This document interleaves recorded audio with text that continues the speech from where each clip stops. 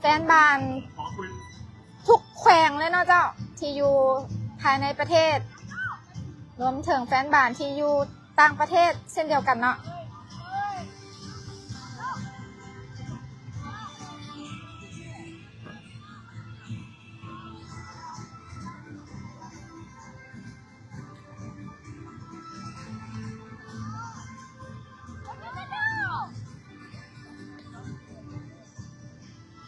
给我们的东道主上海杨浦队一起加加油！好吗？小松来说杨浦队，大家一起喊加油！试一下杨浦队。我们声音可以再大一点，再来一次杨浦队！杨浦队！กองเชียร์นะ杨浦队！棒棒的！我们期待上海杨浦队在今天的决赛能够问鼎最后的桂冠。我们的决赛马上就要开始了。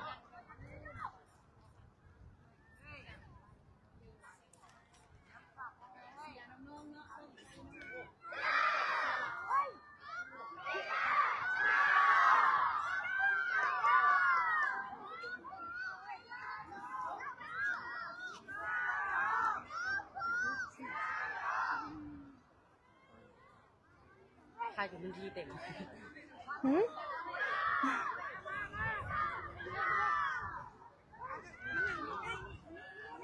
ได้เหรอได้งาม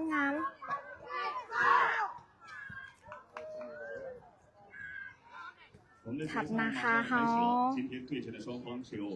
เตรียมพร้อมเนาะ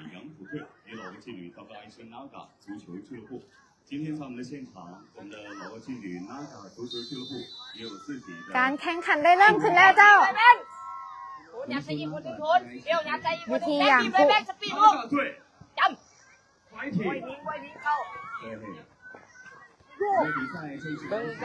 อยู่ข้างสนามเพื่อนก็มีภาคเช่นกันเนาะเจ็ดบานโบย่านเลยอย่าประมาทอยู่ที่บอส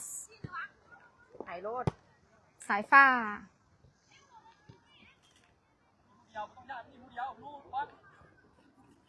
ลูข้ามไปให้บอสมายับขึ้นเดี๋ยวดิทนคืนให้บอสก่อนเนาะ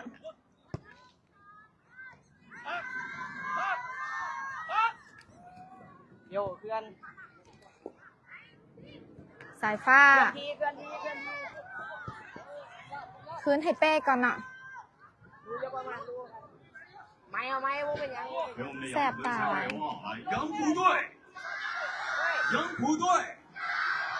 杨浦队ไปแบงไว้ก่อนแบงทีไหนแบงไว้ก่อนเอาเลยยับขึ้นเ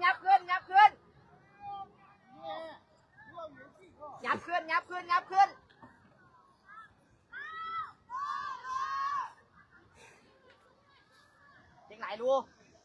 เร็วเรือแล้วชีนเกี่ยวไปลูกชิ้นไปไว้ดูส่งคืนให้บอสให้โทนเอาไหมสายฟ้ายังบอทันเนาะเบ๊ก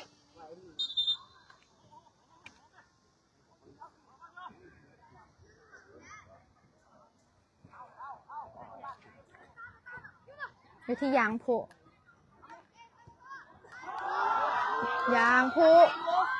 พยายามบุกขึ้นมาเนาะ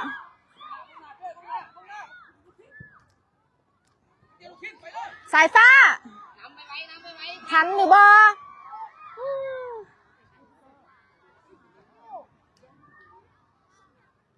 บีบเลย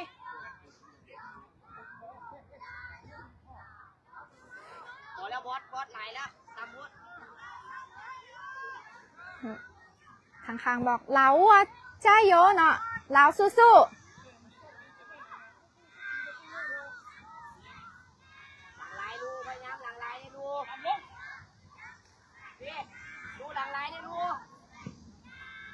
เป็นบานของ WG เนาะ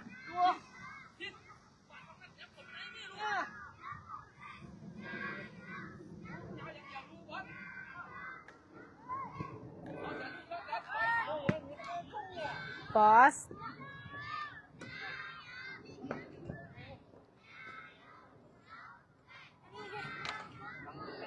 อยู่ทั้งเทิงขึ้นไปบ่ได้นะจ๊ะเพราะว่าจะเป็นแขกผู้ใหญ่เพิ่นนั่งอยู่หันนะจ๊ะ ด่วนเลยไปไม่เป็น โทนได้บานเนาะลากขึ้นไป ยังได้อยู่อุ้ยยังบ่ฟาวเนาะแบ๊กอุ้ยน่าเสียดายเนาะโอ้ก็ประตูไปน้อยเดียวนึงเนาะเจ้า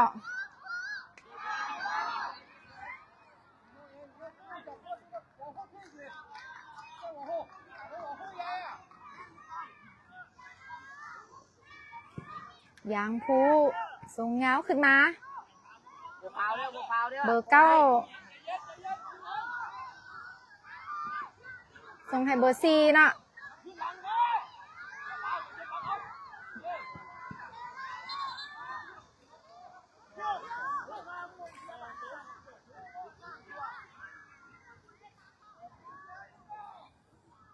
แอดหาบอลอยู่เนาะแต่ว่า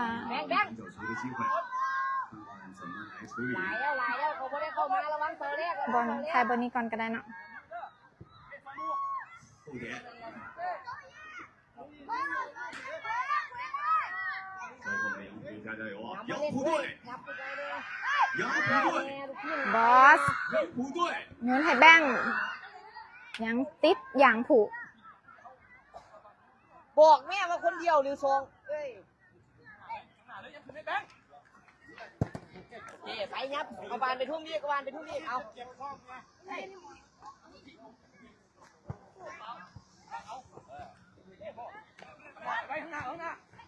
สายฟ้ายังผ่านไปได้อยู่ส่งให้แบงค์ยังบอผ่าน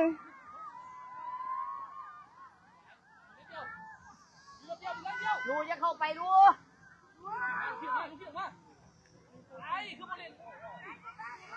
แนมเห็นดูโยนเข้ามาให้แบงค์เนาะถึกอย่างผูสกัดออกไป เฮ้ยทางไหนล่ะโทนเข้าไปพักบ้านโทนลูกเชียดเข้ามาทางหน้าแม่ไปห่วมเล่นแม่ลูกเชียด ยังบอฟาวเถื่อ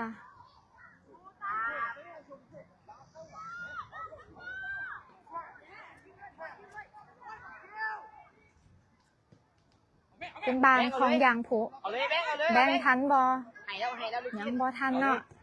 ไปสวน สายฟ้าส่วนคืนไป แบง ทางน้ำยังบ่มีไผ่เนาะ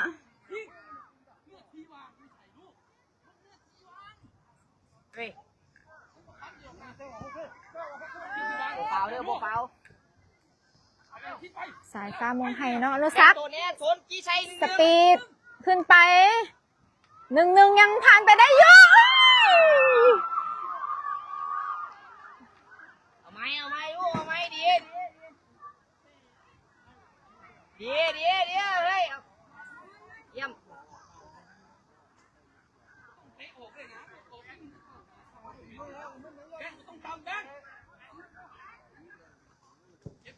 ยางภูเตะขึ้นมายัง ไปแน่โทนไปแล้วแบ คิ ง ว ค์ ห้าแบงค์เราจะส่งให้โทนได้บอแบงค์ฮะกรรมการบอกว่าเป็นบานออฟไซด์เนาะโอ้ my god 1比0，我们再次给杨浦加油！杨浦队，杨浦队，杨浦队。 น่าเสียดายเนาะลูกเมื่อกี้นี่ยางคู่กองเสียบอกเล่าสู้นะ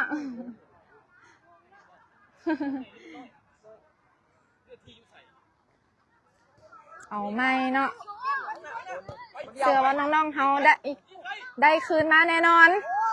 หน้าโคตรลูกเอาไหมเงาแล้ว โค้ชเขาตอนนี้ก็นั่งบอติดตังแล้วเนาะตอนนี้ ไปเอาแม่ลูก ความเบิ่งซอยน้องๆเนาะ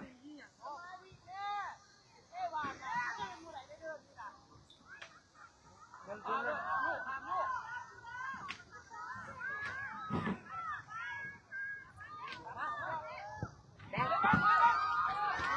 งค์ทันบอแบงค์แบงค์นี่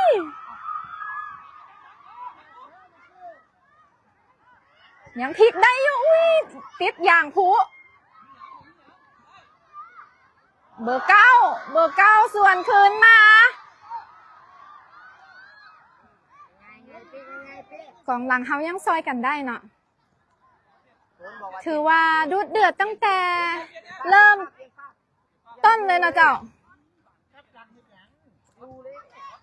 เดี๋ยวเนี่ยรู้ให้รถดู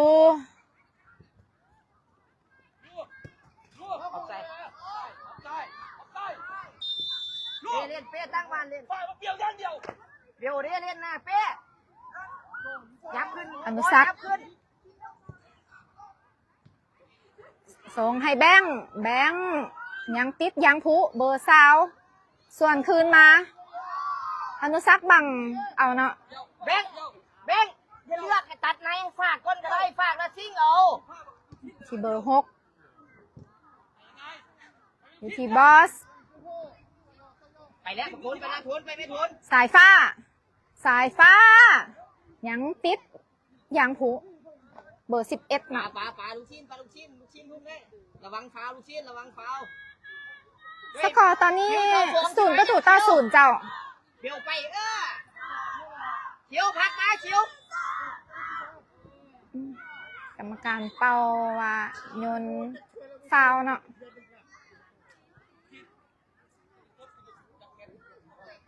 เอาเลยเบลบุติเป็นบานของอย่างผู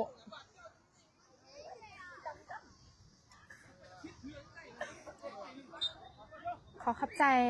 ท่านผู้ชม 4,800 คนเนาะเจ้าที่ให้การรับชมการถ่ายทอดนัดชิงชนะเลิศการแข่งขันบานเตะเยาวชนระดับนานาชาติใบยังเตี้ยนครับครั้งที่11ประจำปี2026ที่นครเซี่ยงไฮ้สปอร์จีนนะเจ้า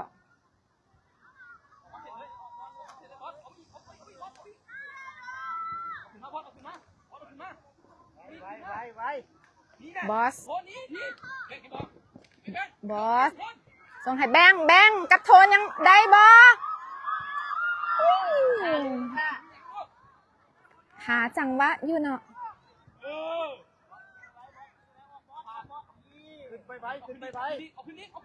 เอาไม่เนาะบอสเบลคนเดียวอนุสักดิ์พลิกไป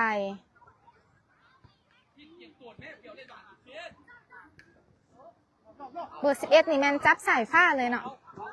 อย่างผู้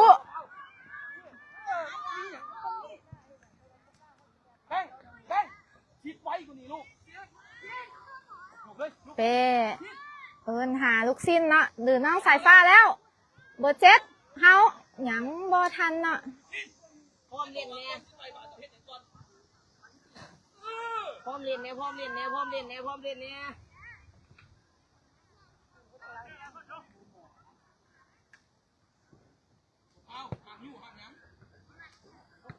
โค้ชเฮาบอกบ่ฟาวแล้วเนาะห้ามฟาวเฮ้ยเบลยับขึ้นแบบเก่าแม่คิ้วพักที่สายฟ้า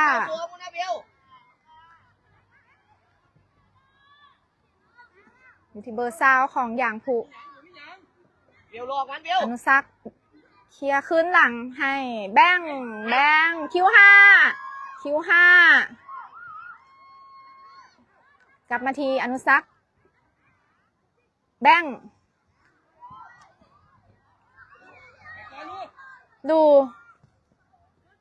ทนยังบอได้เนาะสายฟ้าเข้าไปไหม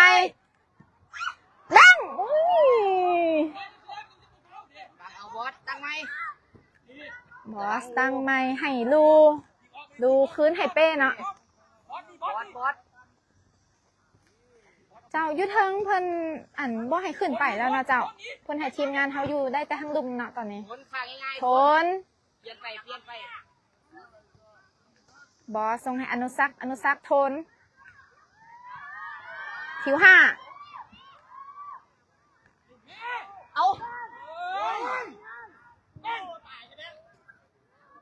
เป็นบานออกข้างของ WIG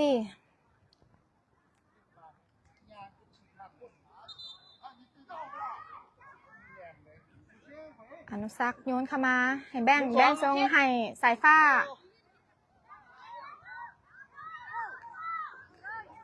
อนุสักษ์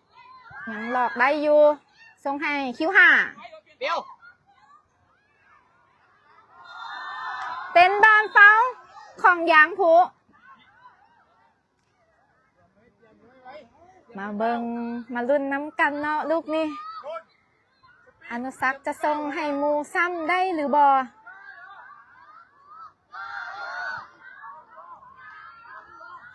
สกอร์ตอนนี้เสมอกันอยู่ที่0-0เด้อ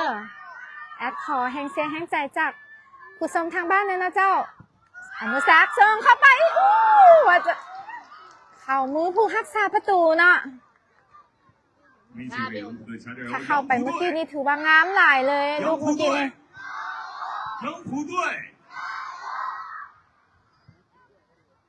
เป็นบานเตะมุมของ WIG คิวเจ้าสมคิวไปแม่ทุน อนุสักษ์ส่งเข้ามาคิวห่า จะเชียร์บานกลับมาทีลูข้ามมาให้บอส ฝากก้อนเดียวดิ อนุสักษ์เข้ามาแล้วเนาะยังไงงามหลายอนุสักษ์สุดยอดนะโอ้ WIG นะคะตัวแทนจากสปป.ลาวนำยางผู้เจ้าภาพจากสปป.จีนไป1-0เข้าไปงามหลายเนาะลูกเมื่อกี้นี่สุดยอดเลยเนาะ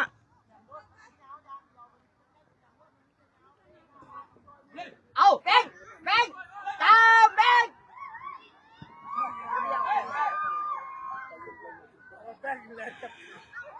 เ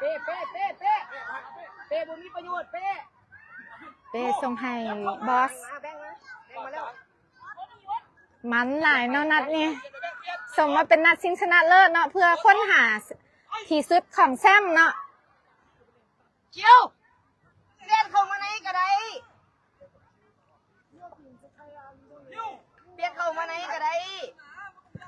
บางเอาไปแล้ว คุณสับประตูทรงขึ้นมายังบ่มีไผ่เนาะเข้ามือเป้ส่งให้ลู ง่ายๆแบงเคลื่อน แบง คิวกลางเบลเปลี่ยนมาเบล ส่งให้อนุสักษ์ ถามมาให้บอส รู้ยับเข้ามาโคนดิ บอส หัดเอาเต็ม สายฟ้า บอสตัวไหนก่อนแม่จะต้องเลือกตัวไหนก่อนกันบานขึ้นไปแล้วโมเมนต์บานเดียวสองคนเดียวอยากเลี้ยงไปเลี้ยงเข้าบอกกลางมาแล้วเป้ ตั้งในเนาะส่งให้อนุสักษ์ จะเสียบานลูกจะเสียบาน อนุสักษ์ส่งให้ คิ คิ ว วห่า โอนให้ง่ายโอนให้เลย มาที่โทนเนาะ 1-2แบงค์ 1-2กับแบงค์ ช่วยกัน สายฟ้าสายฟ้าเนาะข้างที่3เนาะวุดวิดอยู่ข้างโกนเนาะ ให้นั่นไงเฮ้ยให้ปุ๊บแล้วก็ย้อนปุ๊บน้ำไปเล่นเฮ้ยถ้าลูกซีนให้ละย้อนมันแล้วสปีดนี่ไปยิงเด้อได้ลูก ยางผู้ทรงธรรมัดดู แบงค์น้ำแบงค์ ยังได้อยู่ทรงมาโทนมาจากไหนเนาะ ไปฝากคน สายฟ้าอนุสักษ์แล้วยิงไก่อีกครั้งหนึงไปอีกแล้วโอ้โหยิ้มหวานเลยเนาะคุณน่ะโอ้โหอนุสักษ์มาแล้วนะตัวตึงนะ 我们继续给杨浦队加油，没关系，小伙子们加油，杨浦队！ เบิ่งกองเชียร์เขานะโอ้ดีใจหลายเนาะ 杨浦队！ ตอนนี้สปป.ลาวเฮานำสปป.จีนไป2-0เจ้า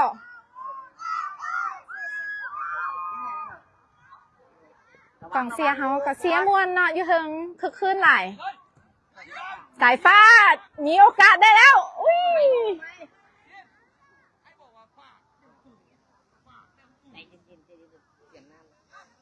ขอขอบใจท่านผู้ชมทางบ้าน 5,600 คนนะเจ้าที่ได้เข้ามาติดตามรับชมการถ่ายทอดสดนัดสิงห์ชนะเลิศเนาะเจ้าเพื่อค้นหาที่สุดของแซมในรายการใบยังเปี้ยนคัพ2026แบงฝากให้โทนเนาะโทนยังไงเอาไหมฝากเพื่อนแบงมาแล้วให้บอสให้แบงอาจจะทำให้อนุสักษ์ยังบอผ่านอย่างผู้สายฟ้าคิวห้าโค้ชเฮาก็วางแผนมาดีเนาะนัดนี้คิวห้าลองยิงเบิ่งเข้ามือผู้รักษาประตูเนาะเริ่มมาแล้วเนาะสตาร์ทติดแล้วเนาะตอนนี้ WIG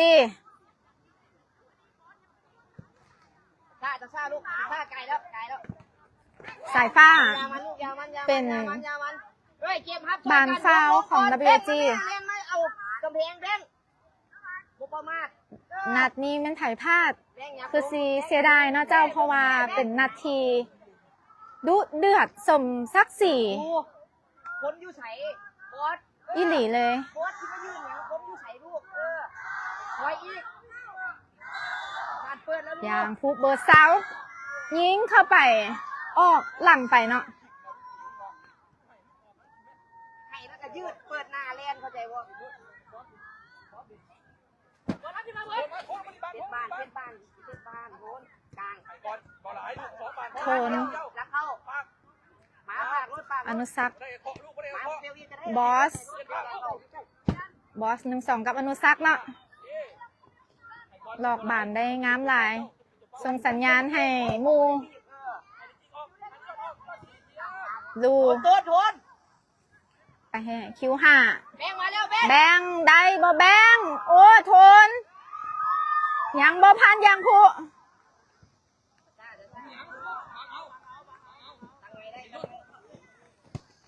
เบอร์11ได้บานส่วนขึ้นไปเข้ามาทินโอ้เบอร์9ยังบ่ทันเนาะ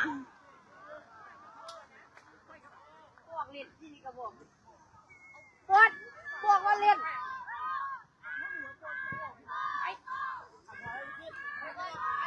กองเสียเฮาบอกนาคาสู้นาคาสู้นะเจ้าตั้งไม้เบลตั้งรถเช็ดบ้านกลางเบลน้ำไปเล่นโทนคิวมาแล้วกลางไปที่คิวห้ามาที่อนุสักษ์ที่บอสส่งบานต่อบานงามหลายเนาะนัดนี่แบง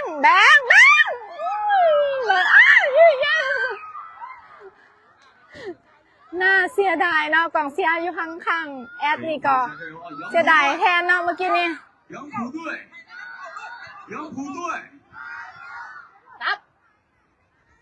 อนุสักษ์หาจังหวะส่งให้บอสให้จับป่านให้แล้วก็เคลื่อนตัวเดี๋ยวคนเดียวที่อนุสักษ์จะยิงได้บ่เนาะหาจังหวะอยู่คิวยืนแม่คิวหน้าดิส่งให้ดูอาทีคิวห้าแบงคัดแบงทันบ่เบลซ่าเบลชื่อยังผูสกัดออกไปเนาะเป็นบานเตะมุมของ WIG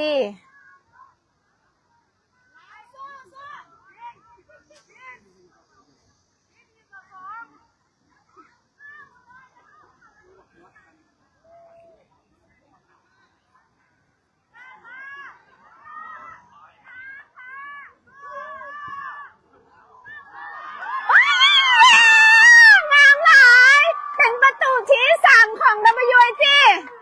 โอ้น้องเฮาเข้าใจกันดีเนาะนัดนี้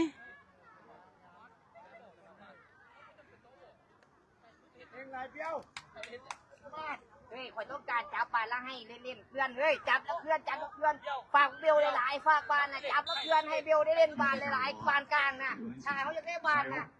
โอนต้องเพื่อนโอน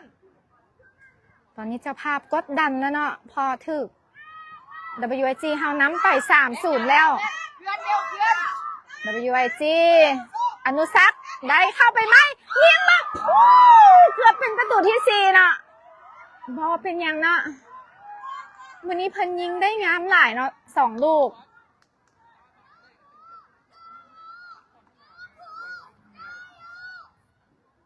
ใช่มหัศจรรย์เนาะ มาตรงยู่บานคามเบิร์นแล้ว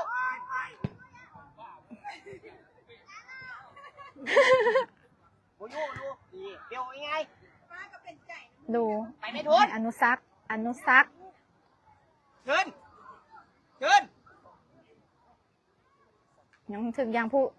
จับอยู่เนาะโอ้น่าเสียดายเอาไหมลูกเอาไหมเบลดีเอาไหมให้แล้วตามตลอด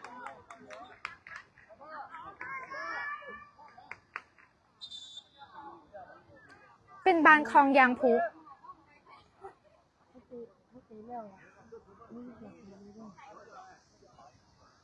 โอ้ยางผูน่าจะเปลี่ยนเอาผู้รักษาประตูคนใหม่เข้ามาเนาะ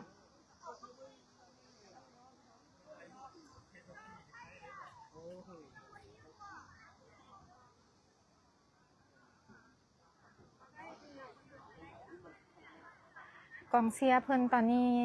เงียบเลยเนาะเจ้าต่างจากเริ่มต้นเฮาประเมินกองเชียร์เฮาดีกว่าเนาะสู้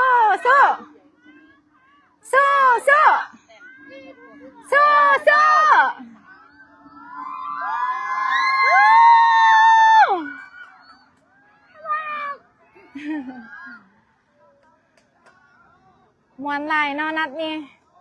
กองเชียร์เฮาก็มวนเช่นเดียวกันเนาะ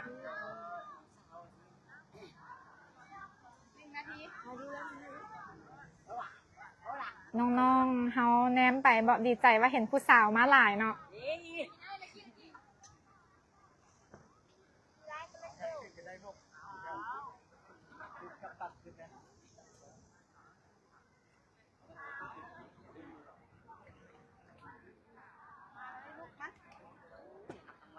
กับตันครับเตือนนะเล่าให้โอ้เนี่ยโอ้ มื้อนี้เพิ่นยิงคมหลายเนาะน้องอนุสักษ์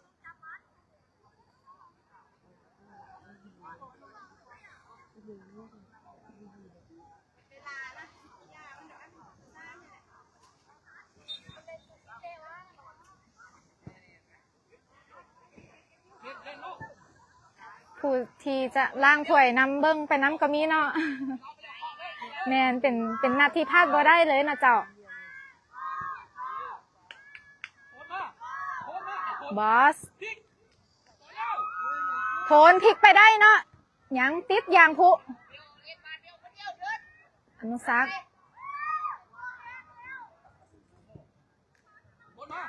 ให้บอสที่โทนคืนให้บอสก่อนหมดเวลาในตั้งที่1 WIG นะคะพญานาคน้อยแห่งลุ่มแม่น้ำของมาเจ้าจากสปป.ลาวนำยางพุจากแดนมังกรไป3-0สู้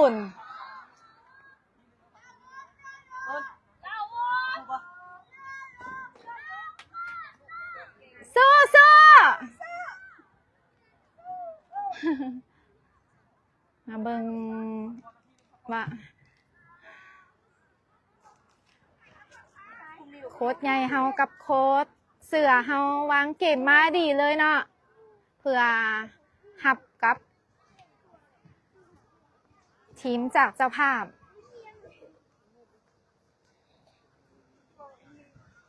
ขอขอบใจท่านผู้ชม6,000 คนที่ได้เข้ามาหับชมการถ่ายทอดสด การแข่งขันบานเตะเยาวชนนานาชาติใบยังเปลี่ยนคักครั้งที่11ประจำปี 2026 มาเจ้าที่นครเซี่ยงไฮ้สป.จีนนัดนี้เป็นนัดชิงชนะเลิศเด้อเจ้าเพื่อค้นหาว่าใครจะเป็นที่สุดของแชมป์หรือ The Best of Champion ในรายการนี้เพราะเพิ่นได้รวมเอาบรรดาแชมป์ในสป.จีนเองเนาะ5ทีมและอีก5ทีมจากประเทศนานาชาติมาเจ้าบ่ว่าจะเป็นสเปนฝรั่งเศสอุซเบกิสถานเกาหลีและสปป.ลาวเฮาเนาะเจ้า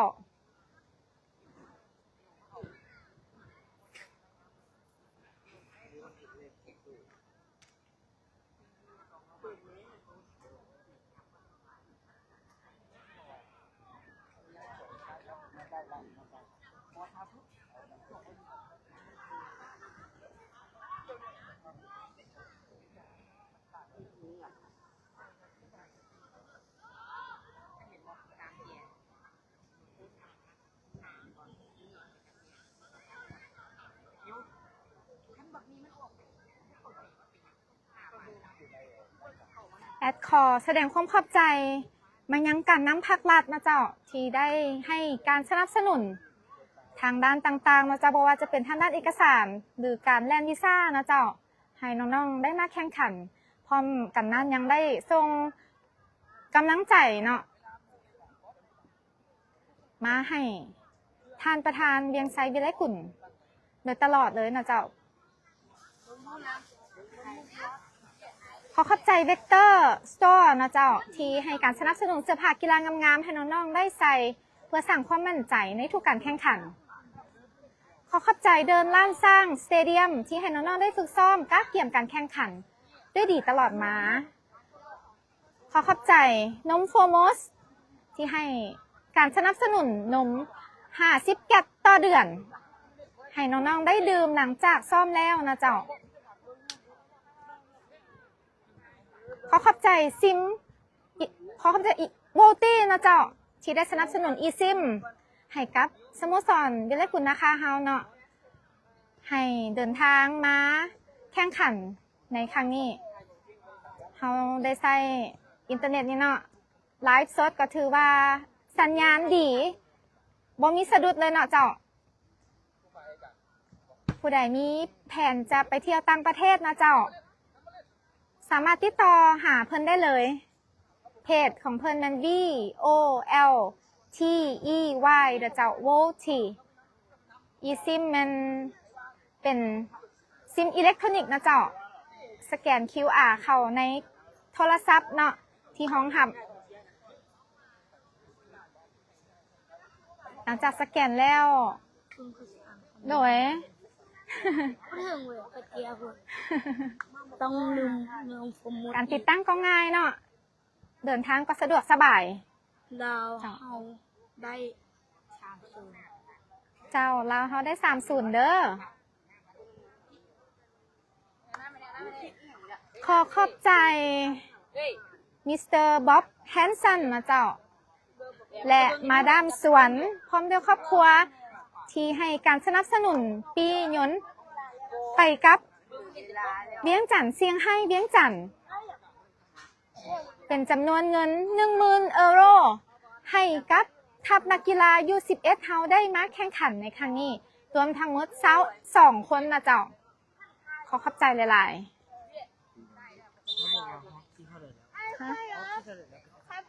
ๆขอบซิงชนะเลิศเด้อ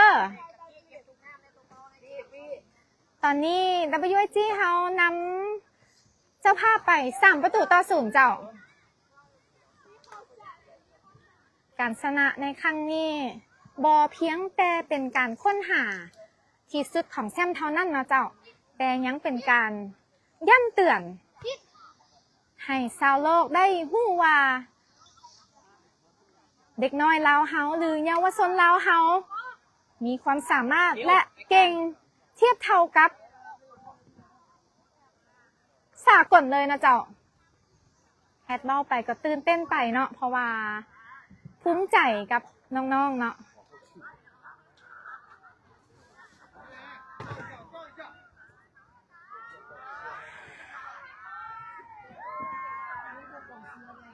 ได้มาถ่ายทอดให้ท่านผู้ชมได้ติดตามเป็นน้ำกันก่อรู้สึกดีใจเนาะเจ้าและภูมิใจทุกครั้งเนาะที่ได้เป็นตัวแทนของสปป.ลาวเพื่อถ่ายทอดส่งความสุขนี่เนาะและความภาคภูมิใจนี่ให้กับประชาชนลาวเฮาทุกคนเลยเนาะเจ้า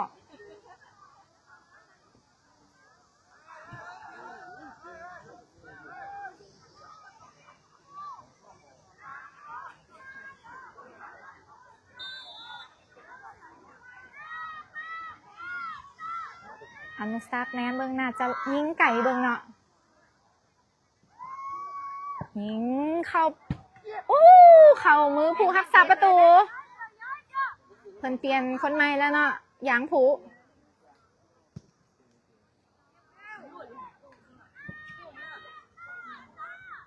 ของเสียเฮาก่อนนะคะสู้ๆมาเรื่อยๆนะเจ้าเฮ็ดให้พวกน้องเฮามีกำลังใจ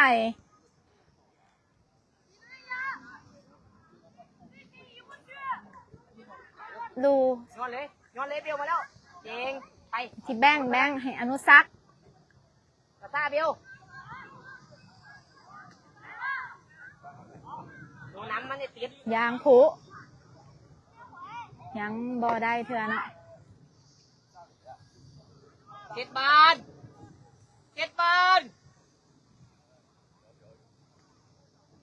ตอนนี้รู้สึกว่ากองเชียร์ของทั้งเจ้าภาพเนาะอย่างผูมันเริ่มเงียบลงเนาะน่าจะกดดันนะเจ้าเพราะว่าเขาถึกน้ำไป3-0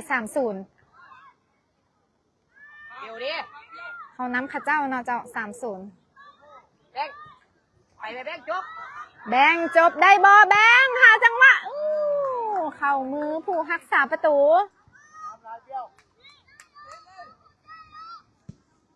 เดียวไว้พานระวัง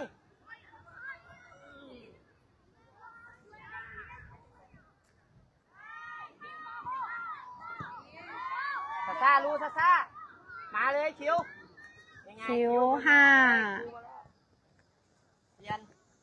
เปลี่ยนให้บอสยังติดยางพุว่าจะส่วนกับยังติดกองหลังเฮาคิว5ส่งให้โทนมาจังไหนโทนคิว5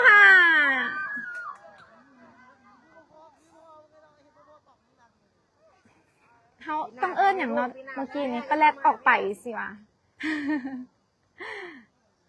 ไอ้ก็ต้องขอโทษขออภัยนะเจ้า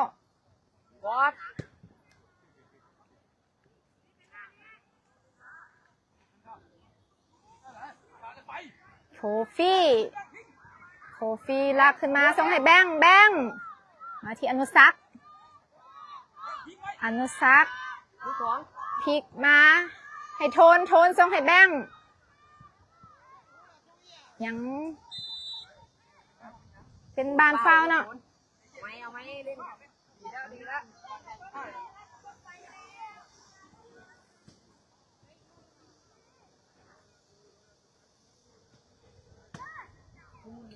เบอร์สาวส่งไปให้เบอร์9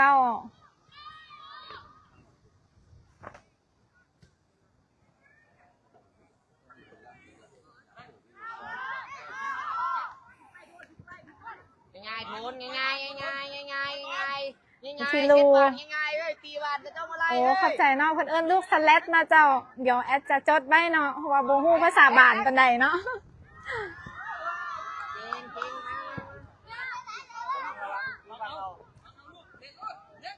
คิว5บัง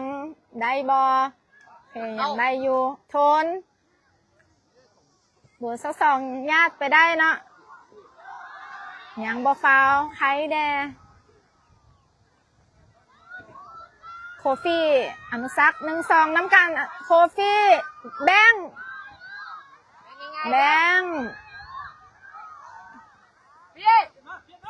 เบล ตั้งไม่เนาะอนุสักษ์ เบลยังไงเบลเปลี่ยนยังไงบุญยักษ์เด็กคนเด็ก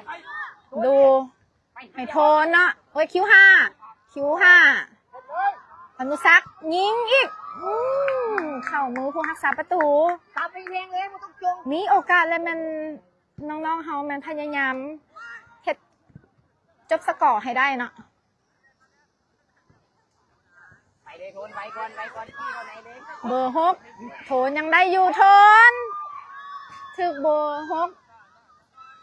สกัดออกไป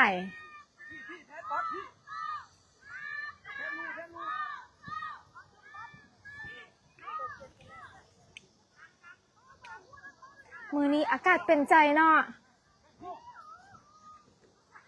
ไอ้แม่เหยียบไปแล้วแม่ เฮาได้ลงมาแล้วห่มเลยเนาะน้องๆเฮาก็ลิ้นง่ายขึ้นเนาะดูลังยิงเลยน่าเสียดาย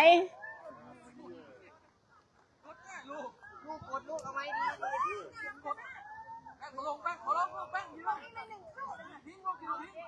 วิดีโอโอเคโอเค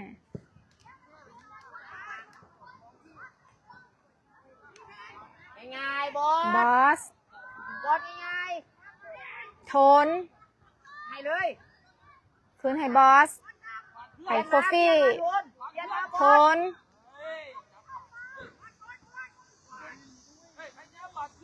แหลมโฟ เป็นบ้านของยางพุ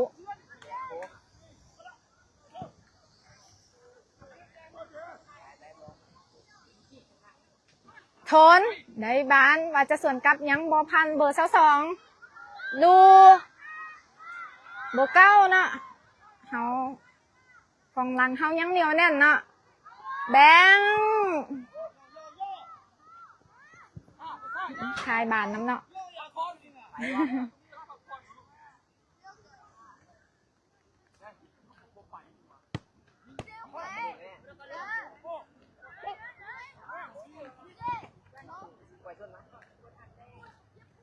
อนุสักษ์ลอกเข้าไป ทน ยังไงโทนมาดี ดูนาทีคิวห้า ๆออก อนุสักษ์ตั้งไม้เนาะส่งให้บอส โทนแบงอ้าว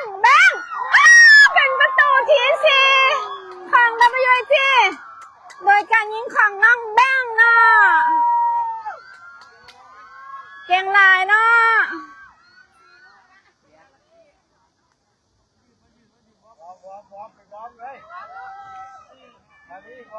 ของเสียเขาบอกว่าเก่งหลา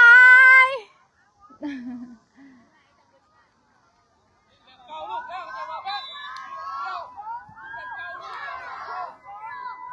ยังพุเบอร์8ส่งให้เบอร์22ข้ามไป ยังไง ยังติด เดี๋ยวไป นาคาเฮาโคฟี่ เปลี่ยนมาลูให้ ส่ ลู ง ก ให้ลู ให้อีก คิวห้า จับให้ลู ลู เปลี่ยนไปเบล อนุสักษ์เฮาได้คล้องบานหลายกว่าอย่างพุเนาะตั้งแต่ต้นเกมเลยเนาะเจ้า โทน เบอร์6ได้อยู่ที่เบอร์8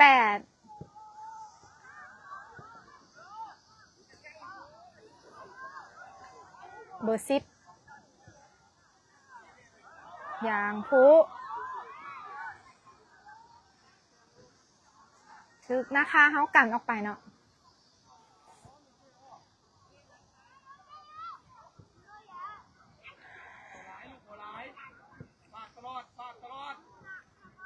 เก็บเพชรแม่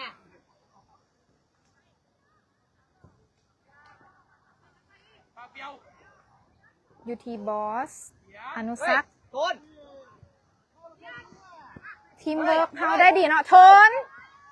ส่งให้คิวห้ายังได้อยู่คิวห้าดูบิวว่าจะไหนบิว เบอร์เก้าได้บานขึ้นไปเนาะเป็นบานฟาวของ WIG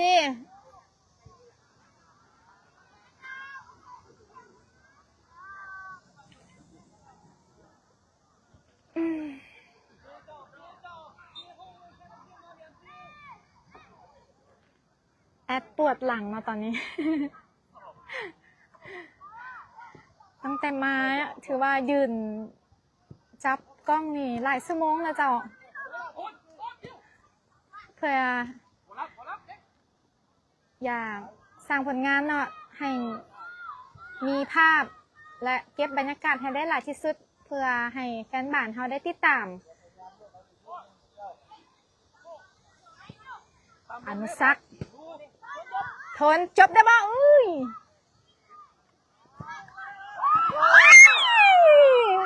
ซ้ำนี้ไหนซ้ำบ่เมื่อกี้นี่ต่ำค้านไปน่าเสียดายเนาะ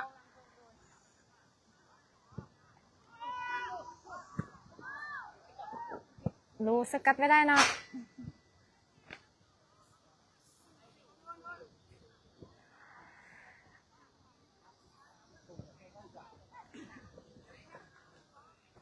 โค้ชสอนวีไลเฮาติวกองหลังเฮาถ้าน้องเฮาลินตามเกมก็จะลินง่ายขึ้นเนาะแบ่งอนุสักษ์หาจังหวะคิวห้าดู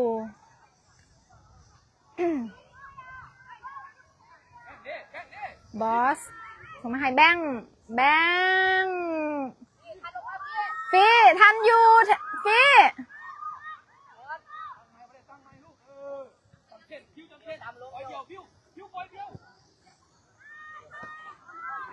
คิวห้า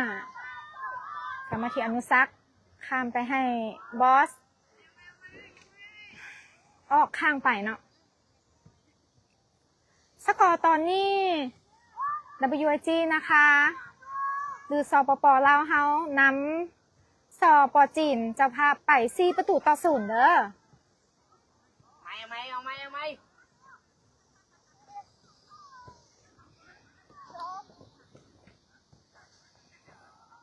ที่เบอร์8เป็นบานฟาวเนาะ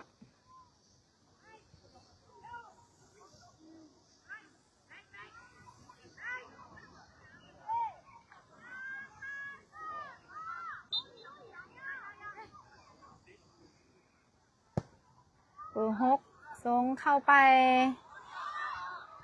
เบอร์9ยิงออกหลังไปเนาะ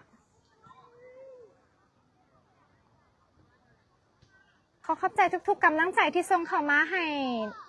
WIG นะคะเฮาเด้อ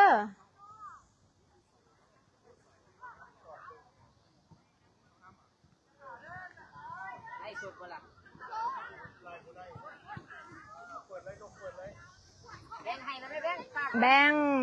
ยังได้อยู่แบงซ้ำเลยเอ้ยงามลายแบง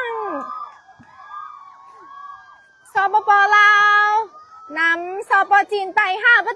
5-0โดยการยิงของน้องแบงเบอร์8เนาะ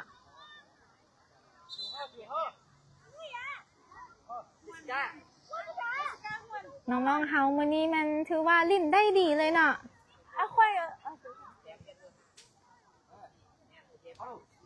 สมกับเป็นนัดชิงชนะเลิศนะเจ้า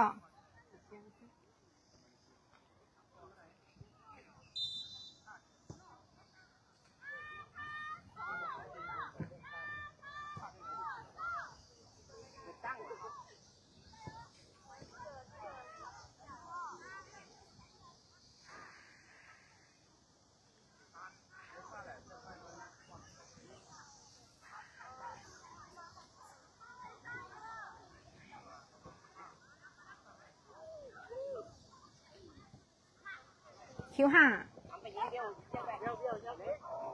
อนุสักษ์แบงอนุสักษ์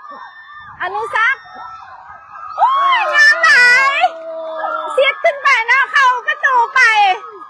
โอ้มื้อนี้เพิ่นฟอร์ม ตึงขนาดเนาะมื้อนี้เนาะโหดหลายโหดหลาย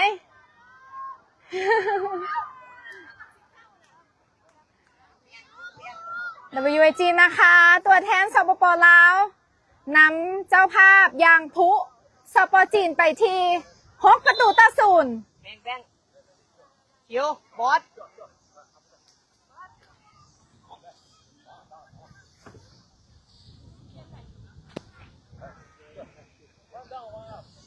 โดยอนุสักเฮามันยิงแฮตทริกไปได้แล้วเนาะ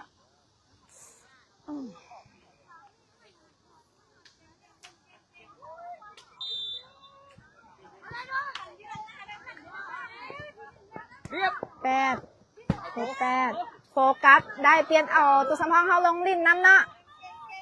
เช็ดบาน ดูเบอร์2ทรงขามาเบอร์8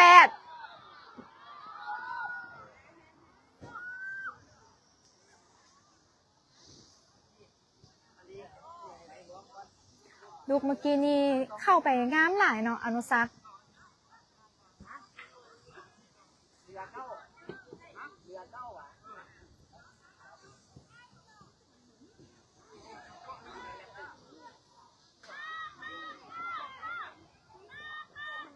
อนุสักอยู่ที่ยางพุของเสียเฮายังเหนียวแน่นคือเก่าเนาะนะคะสู้ๆเนาะ เก่งหลายพี่ ส่งเสียงอย่างต่อเนื่อง กล้าเล่นเบลกล้าเล่นง่ายๆรถเบลเห็นละให้รถทุนให้อีกเอ้ย1-2บานเดียวแล้วแม่จับปึ๊บให้เลย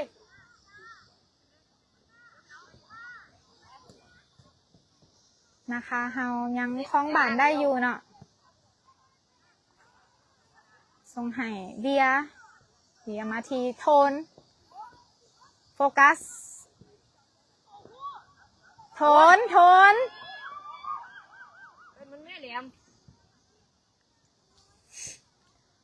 บอสขอน้ำนะน้ำกิน บัวได้ออกมาฮดเพิ่นจะให้ทำมาฮดหัวเนาะเพิ่นฮดหัวอยู่ก็ได้ นี่ป่ะ โดยขอบใจ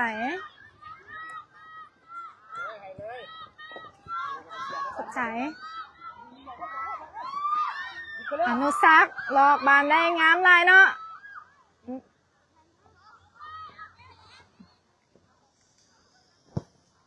ส่งข้ามไปให้เบียร์โคฟี่ยัง1-2กันได้อยู่เนาะ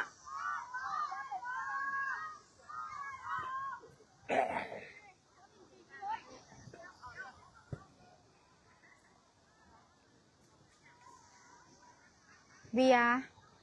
โทน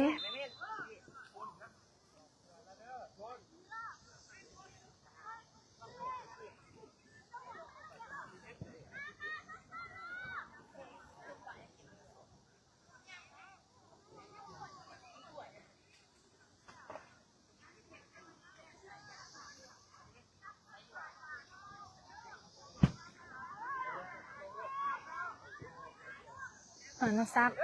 ส่งสัญญาณให้เปลี่ยนเอาหมูได้มีโอกาสได้มาลิ้นเนาะ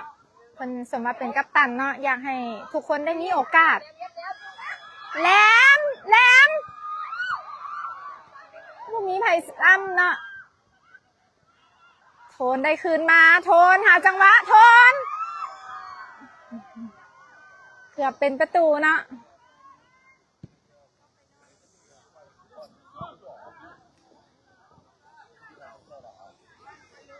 ยังภูก่อจะได้เปลี่ยนโตเข้าไปเส้นกันเนาะ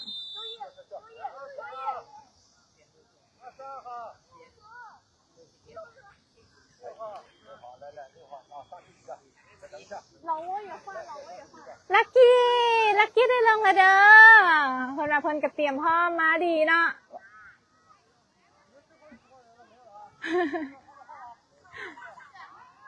คนนา ล่นก่อนเล่นก่อน แฟนบ้านของลักกี้ที่กำลังคอยท่าเนาะจะได้เห็นลักกี้ลงเดินนะเด้อกับฮาร์รี่เนาะเซียวเพิ่นตอนนี้สปป.ลาวเฮานำสปป.จีนไป6-0เจ้าในนัดชิงชนะเลิศ พี่ไป ของ ไปหน้าเลยพี่ การแข่งขันบานเตะเยาวชน พี่ให้เลยแม่ ระดับนานาชาติใบยังเตี้ยนครับครั้งที่11ประจำปี2026 เอาน้ำมูก็ได้นะน้ำโคลนก็ได้นะเอาน้ำโคลนก็ได้เอาเบลบ่มีนะโทนพี่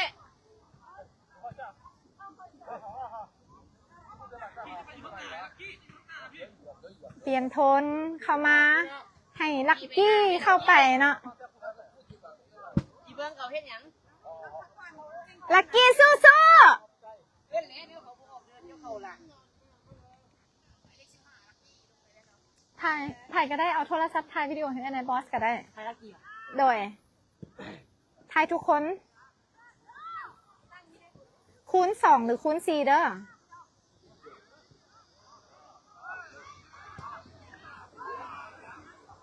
เบียร์ พี่ให้หน้า ส่งให้ฮาร์รี่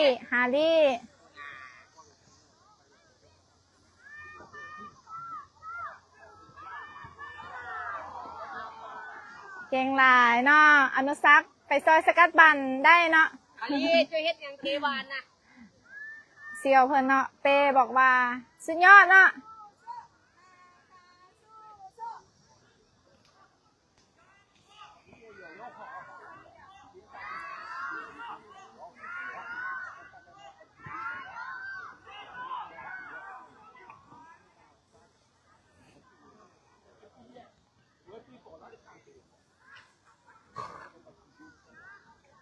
อยู่ที่แหลม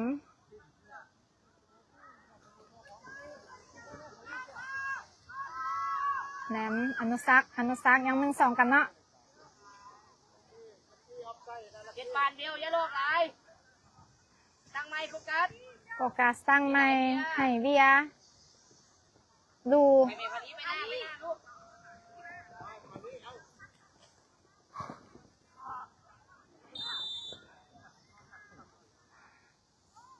เป็นบานฟาวเนาะ ไปแม่แหลมไปแม่ลักกี้เดี๋ยวหัวหน้าเล่นเดียว ลักกี้เอิญหาอ้ายเนาะเบี้ยวเพิ่นว่าให้ส่งหาให้เพิ่นเนี่ยเนาะ ให้เลย นั่นลักกี้พลิกได้บานนะโอ้ลากเข้าไปโอ้ลักกี้ยิงลองมึงโอ้ฮารี่ว่าจะซ้ำเนาะ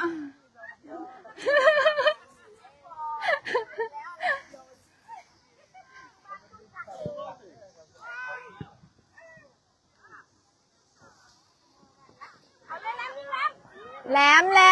ลากขึ้นมา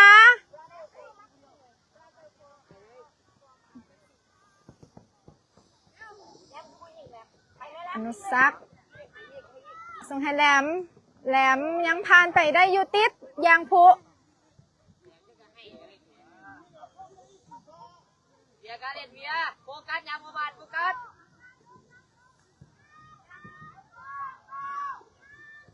สู้ ไปพอดีไปหน้า ฮารี่โอ้น้าโอ้โหฮารี่หักก็เศร้าไข่เนาะลงมาโซฟอร์มได้เลยเนาะ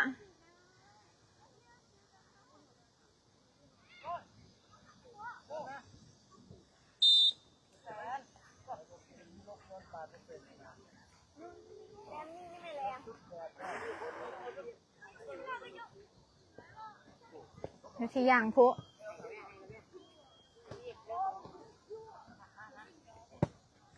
อนุสักษ์ส่งคืนให้เป้อยู่ที่เบียร์ นี่มันอย่างเบียร์บ้าว่าโลกความงามแล้วทรงทาน เบียร์ซื้อคือพระเอกช่อง7เนาะ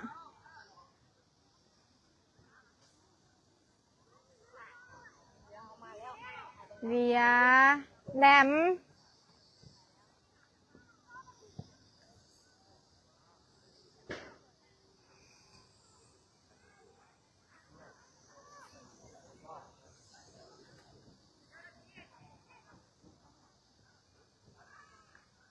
อ๋อเพิ่นซิดขึ้นให้โมเนาะบอสได้ลงเด้อเพิ่นหาก็เปลี่ยนขึ้นมาผักมาเจ้าให้เอาตัวสำรองเฮาได้ลงไปลิ่นน้ำเนาะสร้างโอกาสให้ทุกคนได้มีโอกาส เก็บเกี่ยวให้ได้โอ้เป้เฮายังเหนียวแน่นยิ้มหวานอีกนะเพิ่นมื้อนี้ MVP ตั้งแต่นัดตอนเช้าแล้วเนาะว้าลักกี้ ขึ้นยังขึ้นนะเมื่อกี้นี้ลักกี้ว่าจังไดลักกี้ โอ้ยตาย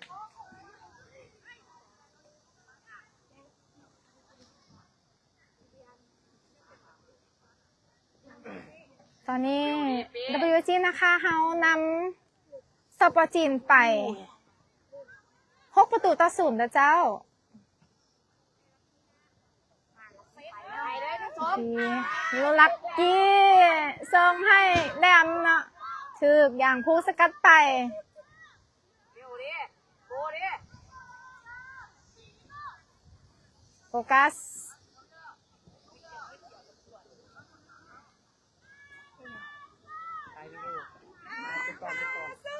ลูอนุสักษ์บุแปดเบียร์เฮาโอ้กองหลังถือว่า ไปเมลักกี้1 นาทีนาน ดินได้ดีเนาะเอ้ยหมดเวลา ในนัดหอบสิงชนะเลิศนะเจ้า WIG นะคะ ตัวแทนจากสปป.ลาว เอาชนะ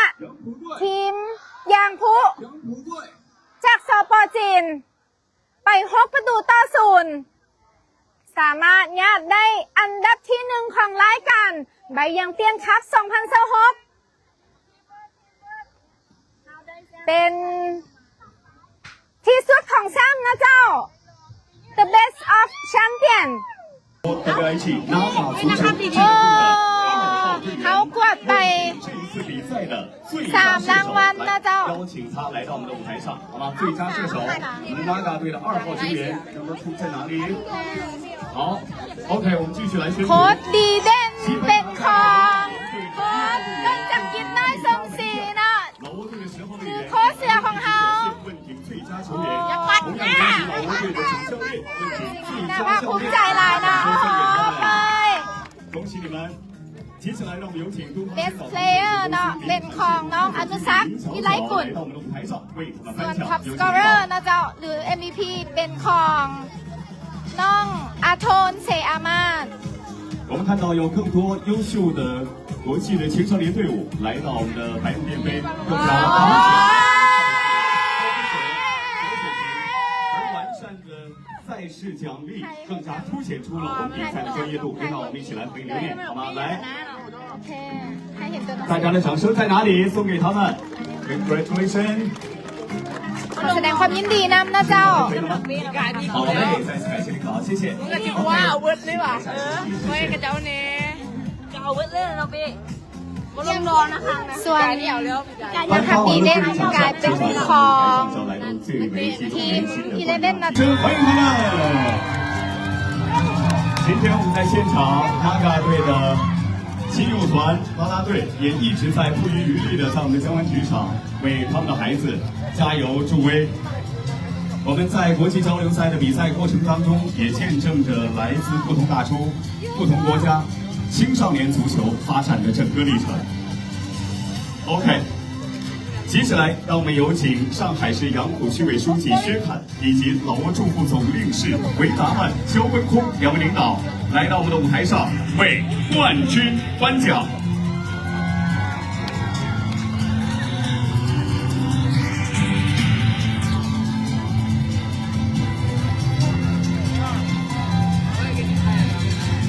刚才在欢迎视频当中也看到了我们老挝队的孩子们在抵达之日，用自己 ท่านทูตเพิ่นก็มา 的方式 มอบเหรียญให้เนาะ 表达对上海、对中国小球员伙伴之间美好友谊的传承。我们也欢迎更多的国际队伍能够来到上海，来到杨浦，继续来到我们的白洋淀，能够在我们上海国际少年足球赛的比赛过程当中，绽放属于青少年足球的魅力与活力。队长在哪里 ？Captain。OK， 先和两位领导一起合影留念，一起合影留念啊！对，大家先来拍一张照片。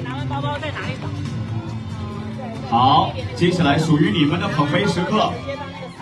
Are you ready? OK, show time.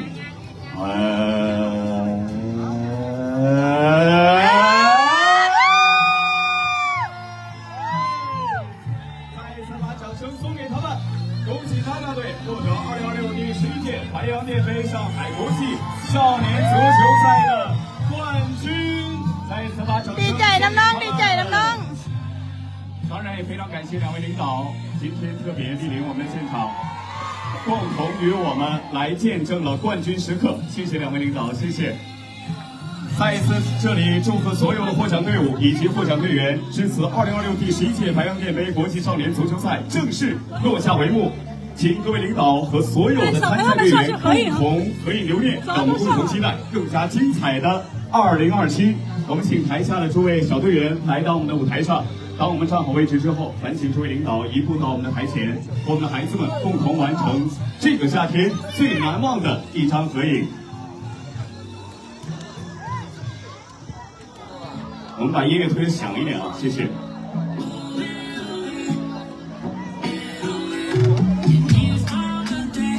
各支队伍的小队员，我们抓紧时间移步到台前，好吗？